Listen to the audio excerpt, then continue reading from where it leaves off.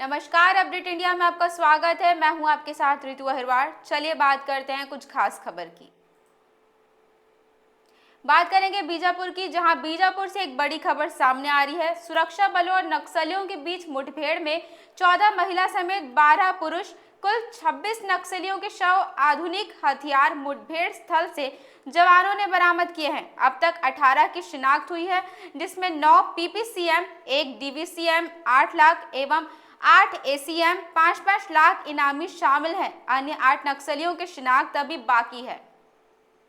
जैसे पूर्व में बता दिए थे 26 में 18 का शनाख्ती होगी। बाकी शेष 8 माओवादी का भी शनाख्ती कार्रवाई आगे जारी है। और वर्ष 2025 की यदि बात करेगा, अब तक अलग अलग मुठभेड़ के पश्चात बस्तर संभाग के अंतर्गत टोटल 97 माओवादी कैडर का डेड बॉडी अब तक रिकवर की गए थे।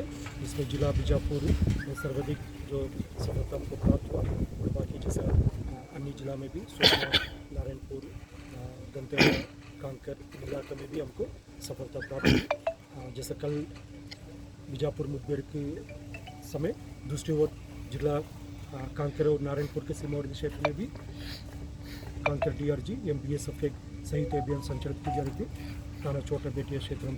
उसमें भी 4 डेड बॉडी रिकवर की गई थी। उनमें से 1 महिला माओवादी कैडर और 3 पुरुष है। इनका भी शनाख्ती कार्रवाई जारी है। शाम तक उनका भी डिटेल्स प्राप्त हो सकता है। अभी भी उस इलाके में सर्चिंग अभियान जारी है। और पश्चिम बस्तर इलाका में भी जो कुछ माओवादी कैडर जो मुठभेड़ के पश्चात घायल होकर मतलब जंगल काट लेकर भागने की जानकारी प्राप्त हुआ, उसका भी हम पतासाजी करवा रहा है। और उनका भी ट्रेस करने के लिए आसपास इलाका में रीइंफोर्समेंट पार्टी द्वारा अभी आगे कार्रवाई की जारी है। दोनों मुठभेड़ स्थल बीजापुर और कांकर में जो जैसा मुठभेड़ स्थल के परीक्षण से समझ पा रहे थे, माओवादियों को जितना डेड बॉडी रिकॉर्ड की थी उससे और भी ज़्यादा संख्या में उनका और नुकसान हुआ होगा, जिसका मारा गया माओवादियों का या घायल माओवादियों का जो अन्य माओवादी कैडर अपने साथ लेकर भाग गई होगा जंगल काट लेकर, उसका भी ट्रेस आउट करने के लिए लगातार हमारा टीम काम कर रहा है। और वर्ष 2024 और 2025 मिलाकर अब तक लगभग 320 से ऊपर माओवादी कैडर के डेड बॉडी बस्तर संभाग के अंतर्गत बरामद की गए थे। और काफ़ी इलाके में माओवादियों का संगठन का जो पैर के नीचे से जमीन खिसक गए थे।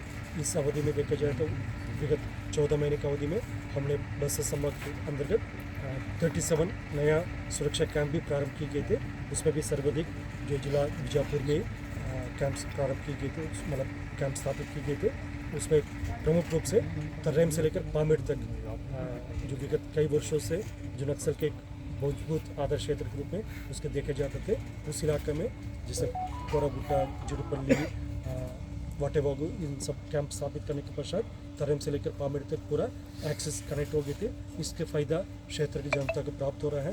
अंदरूनी क्षेत्र से लोग जिला मुख्यालय, ब्लॉक मुख्यालय तक आने जाने के लिए, शिक्षा को लेकर, स्वास्थ्य सुविधा को लेकर और अन्य जितना भी उनका व्यापार है, जैसा माइनर फॉरेस्ट प्रोड्यूसर्स का जो उसका सेल्स और के लिए, उसका खरीदी बिक्री के लिए, इन सब काम के लिए ये एक्सेस काफ़ी प्रमुख गेम चेंजर के रूप में काम करेगा। और दूसरी ओर हम उसूर से लेकर पुस्कुफा तक एक्सेस उसको भी कनेक्ट कर दिए। तो उसमें सबसे लास्ट भीमारम में जो कैंप प्रारंभ किए थे, मलिमपंटा भीमारम में, वो कैंप भी विगत 10 दिन पहले स्थापित किए गए थे। उसी कारणवश माओवादियों का जो PLJ बटालियन नंबर 1 और DSC कैडर्स का और CRC कंपनी का और दक्षिण बस्तर इलाके का माओवादी संगठन का काफ़ी बड़ा नुकसान पहुँचाए गए थे। और इन सब कनेक्टिविटी जो प्रोजेक्ट्स को कंप्लीट करने का साथ साथ जो इलाका में विकास कार्य को भी गति दी जा रही थी। और क्षेत्र की जनता भी ये माओवादी की विगत कई वर्षों से उनकी हिंसात्मक गतिविधि से, उनकी जो विकास विरोधी गतिविधि, आदिवासी विरोधी गतिविधि, इन सब से तंग आ चुकी। इसलिए मन बना लिया माओवादी संगठन के किसी प्रकार का प्रत्यक्ष रूप से या अप्रत्यक्ष रूप से कोई समर्थन नहीं देना, कोई सहयोग नहीं देना। इन सब कारणवश माओवादी संगठन काफ़ी बैकफुट में है। फिर भी हम उनका ताकत को कम खतरा नहीं कर रहा है।